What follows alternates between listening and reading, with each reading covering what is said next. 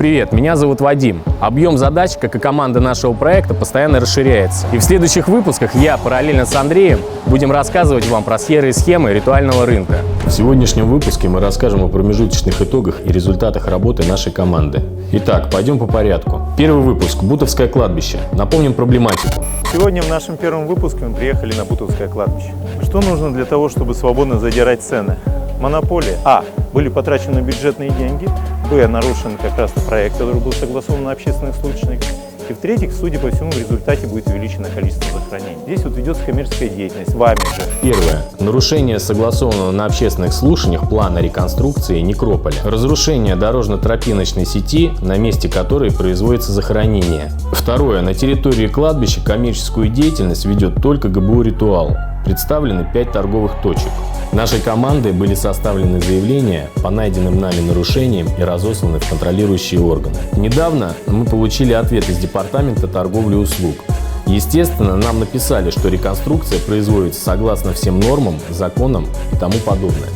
Но также в письме нам сообщили, что в 2019 году в условиях недостаточности земельных ресурсов для свободного захоронения было принято решение использовать имеющуюся площадь под новые захоронения. При этом, после завершения работ по захоронению на конкретном квартале там будут обязаны провести работы по восстановлению и благоустройству проходов. Как они это будут делать и когда, нам абсолютно непонятно. Для наглядности мы записали видео, в котором отчетливо видно, что сделать комфортным проход для маломобильных групп граждан уже невозможно.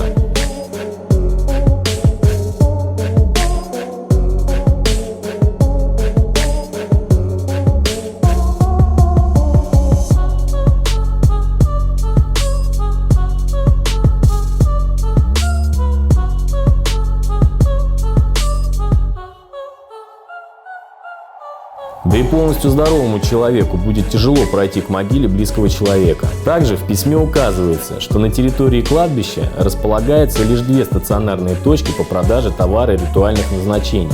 Внимание! Которые необходимо для удовлетворения имеющегося спроса граждан. Вот эту деятельность вы видите в рамках гарантированного перечня? Нет, есть гарантированный. Понятно. Но есть деятельность, которую мы ведем дополнительно для граждан. Видимо, эта фраза заучена на всех уровнях. Мы с командой направились на территорию кладбища. Подумали, что, возможно, ошиблись. Либо 3 из 5 точек перестали работать. Но нет, по прибытию все 5 точек находились на своих местах и удовлетворяли спрос граждан. Теперь мы можем отправить это письмо контролирующим органам, которые, надеюсь, смогут посчитать точное число торговых точек и выяснить, на каком основании именно ГБУ «Ритуал» ведет торговлю. Может быть, где-то проходит закрытый конкурс? Второй выпуск. Перепеченское кладбище. Здравствуйте, я на Перепеченском кладбище. И сегодня я вам покажу ямы, в которые выбрасывают тела умерших. И расскажу вам, как на этом зарабатывает ГБУ «Ритуал».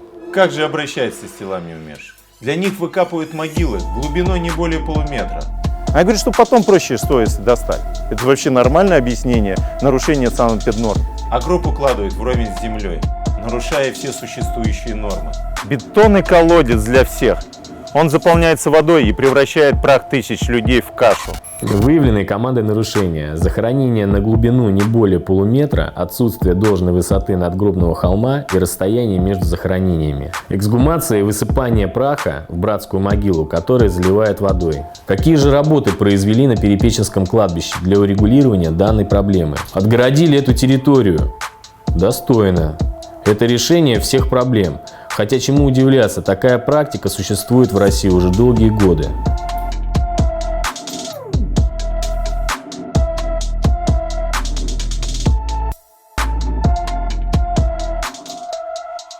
Также на территории сгорел вагончик, в котором происходила продажа надгробных камней. По данным от сотрудников кладбища, чьим словам мы доверяем, в этом помещении находилась документация по черной бухгалтерии. Нам сказали, что это ежегодное мероприятие по уничтожению неудобной документации. На месте вагончика остались лишь следы. Мы получили ответ от Управления Федеральной службы по надзору в сфере защиты прав потребителя и благополучия человека по Московской области. В нем говорится, что они не видят в действиях сотрудников кладбища нарушений. Более того, в ответе указали, что глубина могилы и расстояние между ними вообще не регулируется. Вероятно, что 434 постановление правительства Москвы для них ничего не значит, а именно пункт 5.30. При захоронении гроба с телом или тела без гроба глубину могилы следует установить в зависимости от местных условий, при этом глубина должна составлять не менее 1,5 метров. Даже в пункте 5.32 о правилах захоронения братской могилы прописаны расстояние между гробами, глубина, высота надгробного холма. В письме также указывается, что Санпин 2.1.2882-11 не содержит ограничений для повторного захоронения дополнительных останков одного и того же тела умершего. Уж не знаем, к чему они это написали, возможно, просто для справки. Но про захоронение в единую могилу после эксгумации и кремации они не написали ни слова. Видимо, и это письмо следует переслать органам, которые проконтролируют работу ведомства, так как подобные ответы не только не добавляют понимания, но и оставляют больше вопросов. Выпуск номер 6. Свалка мусора для расширения кладбища. Некрополь в ближайшее время увеличится на 4,7 гектара. Но каким способом? Бетонные плиты, пластик, полиэтилен, стекло, утеплитель и даже бытовой мусор используют для формирования нового некрополя. Всего в 2 километрах от кладбища разбирали заброшенное здание. Получается, что на этой территории людей будут хоронить в мусор. Быстро, эффективно, а главное дешево. Выявленные нарушения.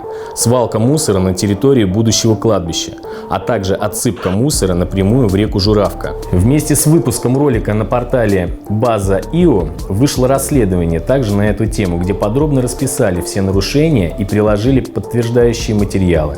В этот раз реакция от контролирующих органов поступила быстро. Пришел ответ из Министерства экологии и природопользования Московской области. Сотрудники ведомства произвели выезд, по результатам которого возбудили административное дело. Оказалось, что территорию облагораживает, если так можно сказать, МКУ «Красногорская похоронная служба», которая заключила соглашение с ООО «Бизнес-проект» по отсыпке пескогрунтом земельного участка. Возможно, что бизнес-проект действительно занимается лишь отсыпкой. Тогда возникает вопрос, кто возит мусор? В настоящий момент специалистами ФГБУ Центра лабораторного анализа взяты пробы с целью определения вреда, причиненного почвам и реке. Все работы на территории остановлены. Ведется административное расследование. Обещаю, что следующие наши выпуски не перестанут вас удивлять.